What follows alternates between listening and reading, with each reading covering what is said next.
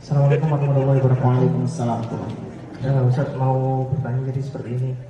Bagaimana memberikan pengertian dan pemahaman sekaligus motivasi kepada diri kita ataupun anak-anak kita agar tidak pernah putus dalam berdoa. Artinya ketika apalagi masa-masa anak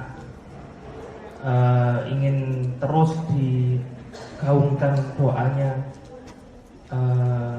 terhadap cita-citanya, terus berdoa seperti itu sampai akhirnya mereka bagaimana motivasi mereka agar tidak pernah putus dalam berdoa Ya. dan tidak pernah berputus asa meminta kepada Allah. Nah, dan yang pertama harus Anda tanamkan dalam diri Anda tentang sifat Allah Subhanahu wa taala. Allah memiliki nama Ar-Rahman dan Ar-Rahim.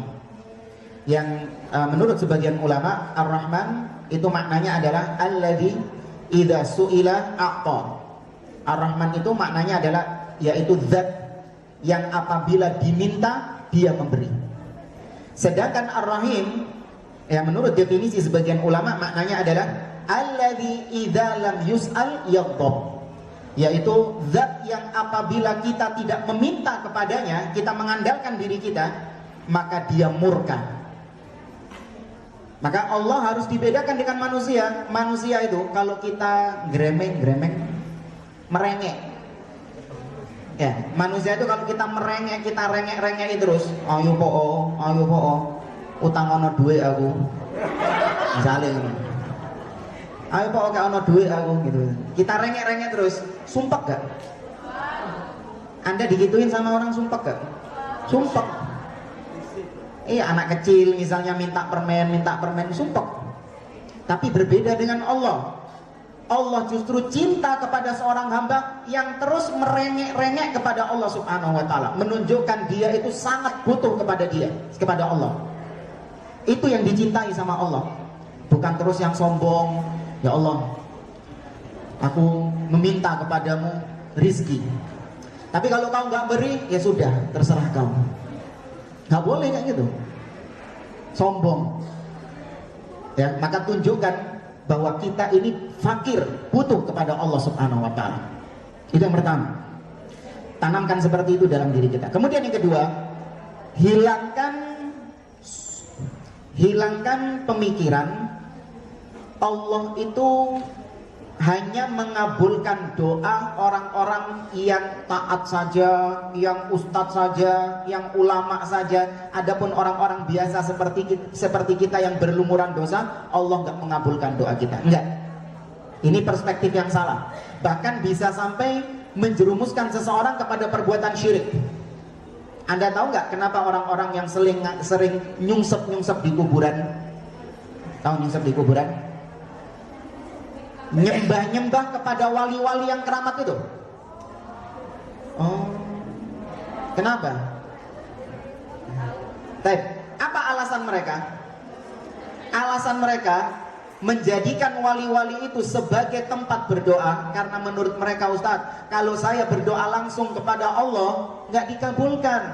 Saya ini hamba yang berlumuran dosa, nggak pantas saya menghadap Allah, maka saya titip doanya kepada wali. Mereka ini kan orang-orang suci, jadi mereka akan menyampaikan doa saya, hajat saya kepada Allah Subhanahu wa ta'ala. Ibarat kita ini rakyat jelata, pengen ketemu presiden, bisa langsung? Harus melalui apa? Ajudannya, katanya gitu. Jadi Allah disamakan sama presiden? Enggak. Ini keliru. Allah Subhanahu wa ta'ala mengatakan ud'uni astajib lakum, berdoalah langsung kepadaku, aku akan kabulkan.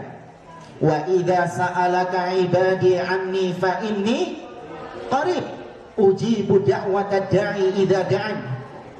Dan maka tanamkan dalam diri kita, meskipun kita berlumuran dosa, namun kalau kita ikhlas berdoa kepada Allah Subhanahu wa ta'ala, Allah akan kabulkan.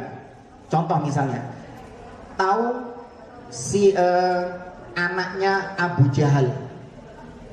Ada yang tahu siapa namanya anaknya Abu Jahal?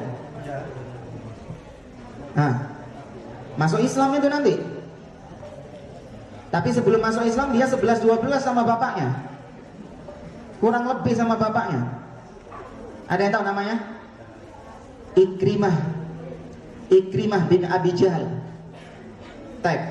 Dia ini sama bapaknya 11-12, benci luar biasa kepada Nabi, memerangi Nabi, memusuhi Nabi. Sampai pada akhirnya ketika peristiwa Fathu Mekah, Nabi berhasil menaklukkan kota Mekah. Nabi memaafkan semua orang-orang Quraisy yang dulu menyakiti beliau. Dimaafkan semua. Idhabu fa antumut tulaqa. Kalian pergi, kalian bebas, dimaafkan oleh Nabi SAW. Kecuali beberapa orang yang tidak dimaafkan oleh Nabi.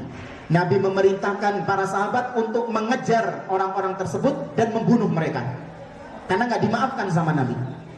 Nah, di antara yang jadi DPO adalah Ikrimah bin Abi Jahal. Ikrimahnya kabur, naik kapal ke laut. Ini musyrik ya, nyembah berhala. Ketika naik kapal diombang-ambingkan di atas lautan, bingung dia. Kemudian sang nahkoda kapal, dia sama banyak orang itu.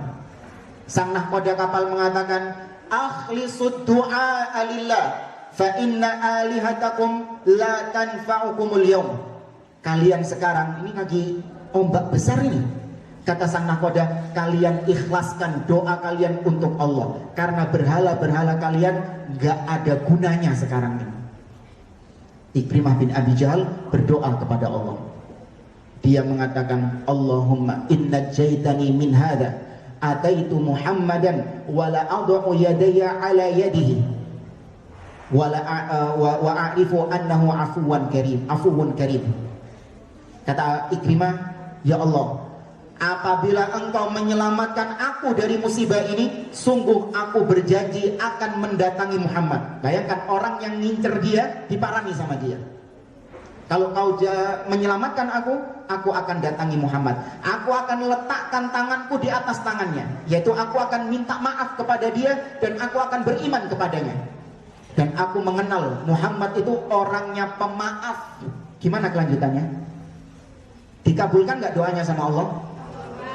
Kabulkan. Diselamatkan ke daratan. Lihat, yang berdoa ini orang siapa? Orang kafir, musyrik. Tapi ketika beribadah, berdoa kepada Allah, Allah penuhi janjinya. Kita nggak seburuk Ikrimah bin Abi Jahal. Ada di sini yang pernah merangi Nabi Muhammad, mencaci maki Nabi Muhammad, ada? Nggak ada. Kita nggak seburuk Ikrimah bin Abi Jahal. Tapi Allah kabulkan doa Ikrimah. Maka kenapa Allah tidak mengabulkan doa kita? Enggak. Ya, Allah mengabulkan doa kita. Nah, yang ketiga, tanamkan kepada diri Anda bahwa namanya dikabulkan doa itu gak mesti sesuai dengan request. Gak mesti sesuai dengan request. Allah yang lebih tahu apa yang kita butuhkan. Ya, apa yang kita butuhkan Allah lebih tahu. Loh Ustaz, kalau kita doa kemudian gak dikabulkan, artinya gak sesuai dengan apa yang kita minta, ya itu kan namanya gak dikabulkan. Bukan. Allah ketika diminta pasti dikabulkan. Nah, bentuk pengabulan Allah itu beragam. Yang pertama, Allah mengabulkannya sesuai dengan permintaan Anda.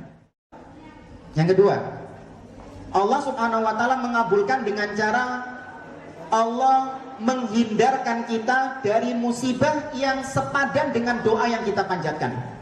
Contoh sederhana, Anda minta mobil, nggak dikasih mobil sama Allah, tapi Anda diselamatkan dari kecelakaan mobil. Itu dari doa kita, dari doa Anda. Kita kadang nggak tahu ketika kita diselamatkan dari kecelakaan, kita nggak sadar kalau itu ternyata bentuk pengabulan Allah terhadap doa kita. Yang ketiga, ditunda sama Allah. Doanya dikabulkan, tapi nggak sekarang. Nanti Allah yang tahu kapan waktunya untuk dikabulkan. Iya dong. Kita dulu masih SD berdoa minta diberi mobil sport. Mosok dikei langsung. Terus sampai tak kayak budal sekolah SD numpak mobil sport gitu. Dan yang terakhir, bentuk pengabulan Allah terhadap doa kita adalah nanti berupa pahala di akhirat. Di dunia nggak dikabulkan, tapi nanti di akhirat dijadikan pahala oleh Allah Subhanahu wa ta'ala. Jadi intinya, antum doa, Anda berdoa, rugi atau enggak? Enggak rugi. Sudah berdoa saja. minta kepada Allah, tunjukkan Anda ini fakir kepada Allah Subhanahu wa taala. Itu mungkin Ustaz, wallahu a'lam.